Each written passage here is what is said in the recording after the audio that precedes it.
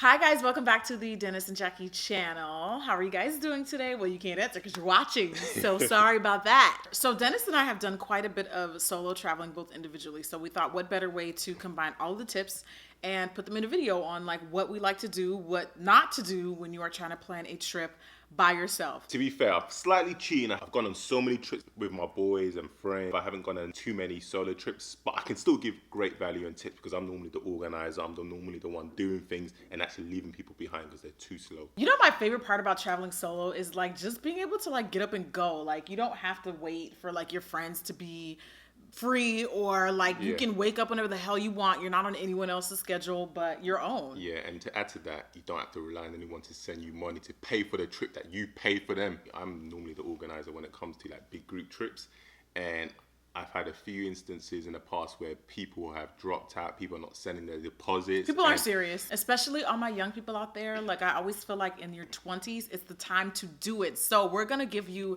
our top tips to get over that initial fear because it is kind of scary, especially for the ladies. I know how I feel traveling by myself. Babe, why don't you just go right into it? Okay, so for those of you guys that suffer from anxiety or maybe you just don't like being by yourself and you're thinking, why the hell would I want to go on a solo trip? Okay.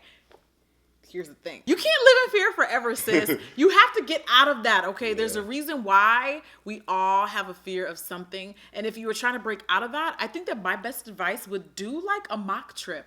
You don't have to necessarily go to Europe or to Spain to say, well, Spain's in Europe. We all know. We all get it. You know what I mean, right? You don't have to necessarily go on a 12-hour, 10-hour flight just to say you went somewhere. Like practice in San Diego, practice in the next city over, and just spend the weekend, maybe 2 days by yourself, a mock trip, like a practice run, just to see how comfortable and how familiar you can be getting around by yourself. God forbid something negative happens or something bad happens, you can just go get in a train, get in a car, and go right back home. But at least you're getting yourself warmed up to the idea of like being by yourself, not having anybody to check on you. And it's so important to come out of your comfort zone because this is a great way to grow as a person. You learn so much about yourself. Trust me, it's crazy what going to another country can do for you. You meet people from all walks of life. You learn things that you've never learned. You discover things that you've never heard of. And it's just amazing. So definitely go for it. And just to add to that, if you are someone that doesn't know how to, break the ice, like you don't know how to communicate with people, I would suggest go into a place where there's going to be group activities. Maybe there may be a group of people that are going That's for a one job, of my tips too. or there are people that are going to eat in a particular place, or people are going to the museum. Think of activities where people can come together, and there's an easy way to break the ice with someone. So that's my suggestion. And it's safer too, especially if you are a lady and you're younger or you're more petite, you're a little bit more vulnerable, at least outwardly. I think that it's important to stay in places where there are going to be more groups of people so you're not vulnerable. Whenever I go to solo trips, I tend to stay away from bars. First of all, I'm not really all that into bars or whatever, and women should be able to go anywhere they need It's to. true, but I just think safer. But unfortunately, it's kind of like, well, we kind of can't a lot of times. So just be mindful. Like, do I want to go? I don't even go out after like 9 p.m. if I go on a solo trip because that's not what I'm there for. If I'm gonna meet a guy, like, well, I mean, Tinder. We're retired from those years, If I am on a solo trip and I do want to meet people, I just kind of feel like you're more likely to meet better quality people during the day. Where do you find trips to go? Like, where do you look? For me, I find using a TripAdvisor as a great platform to look at trips, look at recommendations. Is it a website? It's a website, yeah. It's an app and a website you can use called TripAdvisor. And I use that to kind of see what people say about the place, look at what suggestions where to go. It's just my central portal whenever I'm looking at trips and potential trips. So it's like a Yelp, but for traveling. Yeah. You might as well go online and see what other people say. Like let their experiences do all the writing for you. I'm a big believer in doing my research before I go someplace. Because I want to know what's really good. I want to know what the locals are not going to tell me. Worst thing to do is to go there and to get ripped off as well because you don't know what things are costing. I remember when I used to go to certain areas and I would get a taxi and I'm getting charged double the price because I wasn't knowledgeable in terms of knowing what it is. So just make sure you know your stuff. They can smell from you. They They know when you're not from there. So they will try and take advantage of you. Let's say I'm in Europe, France, and they say 10 euros for a travel. And I know that's too high. It's like 5 minutes down the road. I'll be like five euros are always half the price because then they will say 7.50 or something. Do you know what I mean? So always say a lower price than what they first said. You can always negotiate with people. Always negotiate. Make sure you tell your bank you're going to another country because the worst thing is to go to Louis Vuitton and you try and buy something and you get a rejection. Ma'am, Your card is not your working. card's not working. And you know they say it out loud. Like Yeah, they make for sure everyone to see. they make sure all the tourists, Yeah. they make sure the tourists upstairs hear it when they say it too. So shady. So just make sure you call your bank, let them know, and if there's a limit, make sure you increase it if necessary. So make sure you do that. That's very important. Secure the bag, sis. And in terms of packing, like luggage wise, I know that's a big. You ladies love to take everything with you. We do. Like you don't need every heels with you. My suggestion is to look at the weather forecast, know what you need to prepare, rather than just taking everything and everything. Yeah, So, don't pack for every scenario. I used to do that. Yeah, and just please stop. bring one suitcase. Yeah, you don't. Because you're not going to have someone there to help carry the weight with you. The less that you pack, the more easy it is to get from point A to point B. So pack lighter, pack smarter. I always check the weather. You know what's actually a good like tip that. too? Pack smarter. Pack smarter. And then you know what I also do? The weather is like, let's be real. It doesn't really give you the tea. It doesn't really tell me if I'm gonna need heels or if I'm gonna need boots. You know, it doesn't tell me if I'm gonna need open toe or closed toe situations, you know? So what I actually do is I go on Instagram. Let's say I've got this trip to Turkey planned out, right? And I want to go to this restaurant in Istanbul. I really want to go. I will go on Instagram, find the restaurant on Instagram, see people that are tagging themselves at that particular place to see what they're wearing there. So then that can tell me what the weather is literally like right there at that spot. So that if I'm going to be there in 24 to 48 hours, I know what to pack. The weather reports, them apps. Yeah, you can. they It's be never trying. 100% reliable, but still look at it. It just so you know a start. You have a starting point, if you know what I mean. But Instagram will tell you and will show you what people are wearing in those local areas. So then you'll know how to pack more effectively. I think a very important thing to talk about is security, which you kind of alluded to previously, but I want to touch on it a bit more. So one of the key things to do when you go to a place you're not familiar with, make sure you're not on your phone, because I see so many people on their phone walking around not aware of their surroundings, and especially when you're in a place where anything can happen, or as I said, you're not familiar with the area. It's so important to be like aware, like who's, you know, is there someone watching you, someone following you from behind, is like just,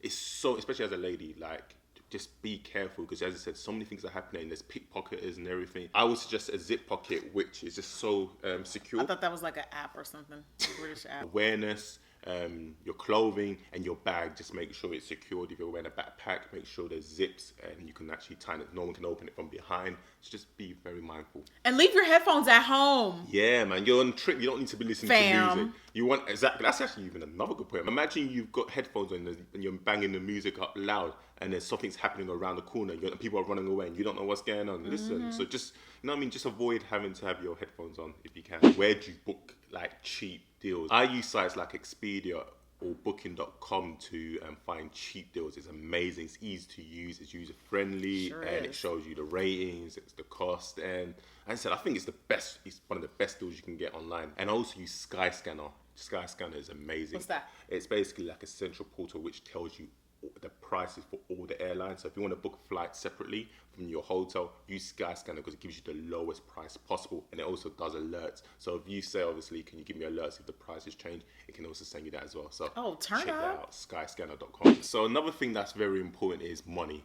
Do you carry cash with you, or do you carry a card? Shmoney.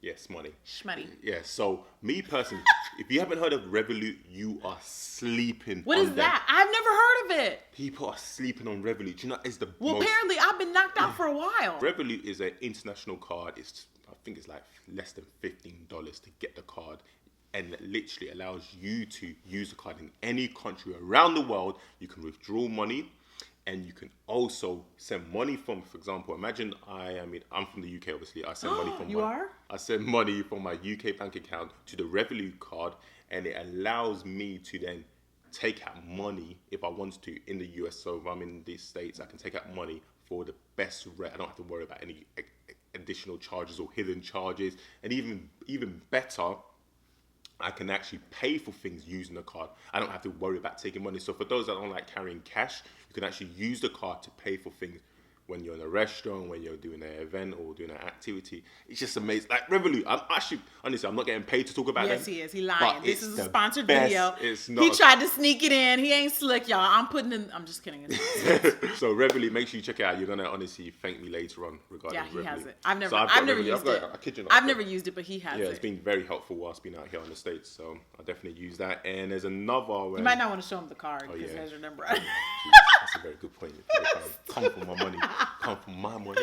Okay, so going back to what I was saying about like mockcations or like practice solo trips, I think that if you find like all-inclusive places, that might be helpful too. If you don't feel comfortable like leaving the hotel to go outside of, you know, the vicinity of that area because maybe you're just not comfortable yet, find a place that has everything that you need to do on site so that you don't have to go out and go out of your way. And then that way you can kind of meet people there. As much as I love solo trips, everything that I do think, navigate, like breathe safety, always make sure your family and friends know where you are at all times. Check in with them at the end of the day or check in with them midday, beginning of the day. Do what you have to do. Don't be afraid to give them hotel names, give them addresses, give them receipts, girl, because if something pops off, say, Mama, if you don't hear from me in 24 hours, send the troops, send everybody. Don't send the president because he might not do nothing. Just make sure that you're checking in with loved ones and like making sure that they are aware. And this is men and women too, because stuff happens to guys too. Yeah. Find some all-inclusive places, you know, get it cracking, shake the table a little bit. You don't even have to leave the hotel, girl. Yeah, and they're sometimes cheaper because everything is like all in one. Another thing I would like to add is smile.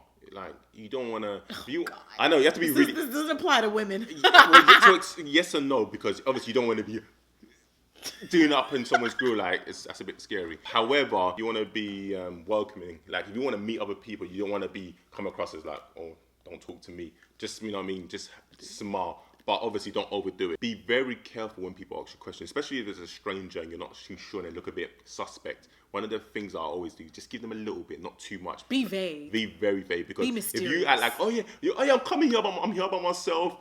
Don't tell people you're by yourself. Yeah, that's ever. Yeah, be careful, very careful. Especially if it's a girl telling a guy, don't ever say that. If it's a girl meeting another girl, sometimes you women too. Yeah, because you could be set up as well. So just be very, very careful. Personally, when I make solo trips, I don't necessarily go with the hopes of meeting people. Sometimes I just need a break. Yeah, that's true. So it's okay if you don't want to be social. I don't think it would hurt to be social. I don't think it hurts to meet people. But if you don't want to, not a big deal. But I do agree in a sense of like, if you're in someone else's country, if you are going to a different country, then you kind of want to like fit in a way, like you don't want to come across as mean or like not accepting because you're on their grounds. Show some respect because you're not from there. And like, girl, they didn't have to let you in at the zoo. You know, you're in their country. Lighten up. Yeah. You know, especially if you're American, you already know we get a bad rep for just being reckless, careless. Don't nod your head at this. Don't nod. You definitely don't want to go somewhere and come across as like, who the hell does she think she is? So have fun, live a little, and secure the bag. If you're traveling on a budget, don't travel during peak seasons. Actually, avoid peak seasons altogether. One of my favorite countries is Greece, and I typically like to go, I don't always get to do this, but I like to go during the months of like late September, late October, because like that's the one month when all the kids are back to school. All of the heathens are back to school. Things tend to not only be dramatically cheaper, but they aren't as crowded. Things aren't as like filled with tourists, you know, so you can kind of go there and really see the place for what it is and not have to worry about being bombarded by all the people and the prices because it's not peak season. So things dramatically drop. Another thing that I realize when I'm booking in advance is that if you book to fly out on a Tuesday or Wednesday, Monday, Tuesdays, and Wednesdays are the cheapest days to book. Yeah, so the cheapest days to book. So they say. So, but yeah, I've never noticed I do notice a difference. Maybe it's because I'm bougie and I like Delta. So make sure you do that. And also,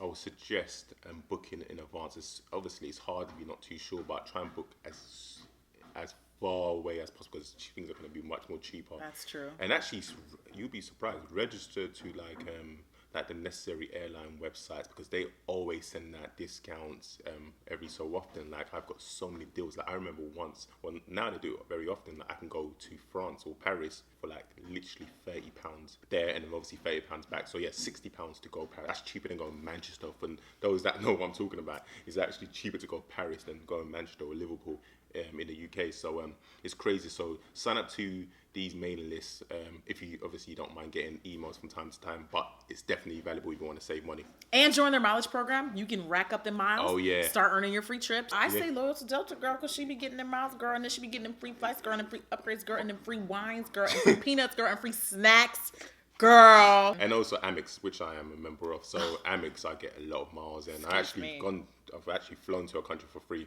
by getting enough. Where'd you go? That's secret. Top Who secret. you went with? Okay.